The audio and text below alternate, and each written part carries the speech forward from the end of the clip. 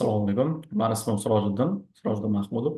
Aluminium kompaniyasini основатель va hozirgi kunda direktor hisoblanaman.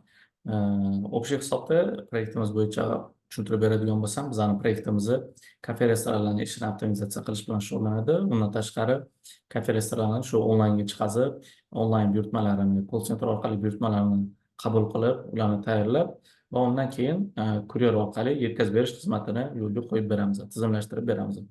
Bunda bizning sistemamiz qanaqa ishlaydi? Mana shu hozir ko'rib turganimiz laminiyoni ko'rinishi hisoblanadi, tizim ko'rinishi.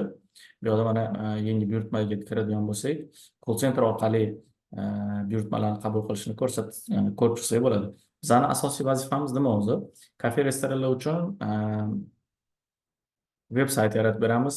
Telegram bot, o'sha interaktiv bot bo'ladi. Mobilniy приложение klientlar uchun. Undan tashqari call center integratsiya qilib beramiz. Call center bemalol gaplasha olishi uchun CRM. Undan tashqari kurerlarni o'ziga ham mobilniy приложение qilib beramiz. Shu mijozni uyiga qaysi buyurtmani yetkazib berishini doim bilib turishi uchun.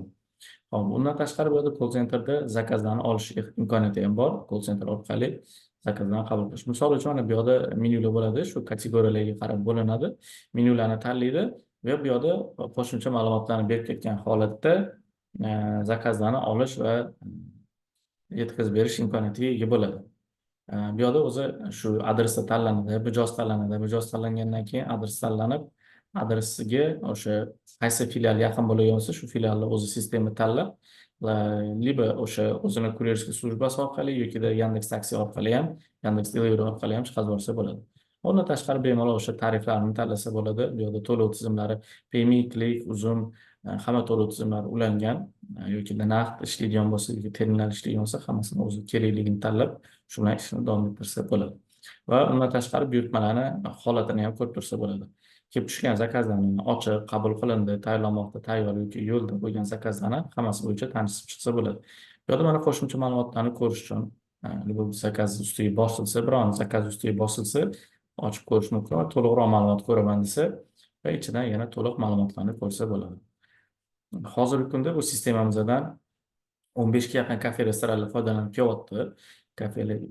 kelyapti va undan tashqari bizda hozirgi kunda shu yil oxirigacha 2024-yil oxirigacha to'liq 100 ta brend va kafe restoranlarning brendlari bilan birgalikda ishlamoqchimiz va ular bilan bu yerda yana nimalarni ko'rsak bo'ladi? Sotuv statistikalarimizni ko'rsak bo'ladi. Sotuv bo'yicha, yetkazmalarimiz bo'yicha, call center va CRM bo'yicha statistikalarni ko'rsak bo'ladi. Qaysi kanallardan yangi klientlar qo'shilib kelayotganini va boshqa narsalar. Va undan tashqari yetkazma. Bu yerda yetkazmada kurerlarning qayerda yurganini, onlayn, offlayn holatini ko'rsangiz bo'ladi.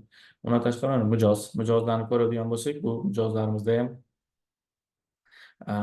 qachon zakaz qilishdi, qanaqa oxirgi marta zakaz qilishgan, ularni segmentlari bo'yicha ham to'liq informatsiya ma'lumotlarni olsak bo'ladi. Bundan tashqari aloqa bu o'sha call center har bitta kiruvchi va chiquvchi qo'ng'iroqlar ham hammasi shu yerda bo'ladi. Va undan tashqari boshqa yana ko'p imkoniyatlari bor. Undan tashqari veb-sayti bor, Telegram bot, klientskiy mobilniy приложение bor. Shu barcha hammasi shu bizning platformamizda tashkil topadi. Bu orqali biz kafe restoranlarni savdolarini oshirib beramiz, klientlarning ularga bo'lgan loyalnessini oshiramiz. Shu orqali bemalol bizning sistemamizdan foydalangan holatda kafe restoranlar o'zini brendiga, loyallik klientlarni oshirishga va zakazlarning sonini oshirishga bemalol harakat qilsalar bo'ladi.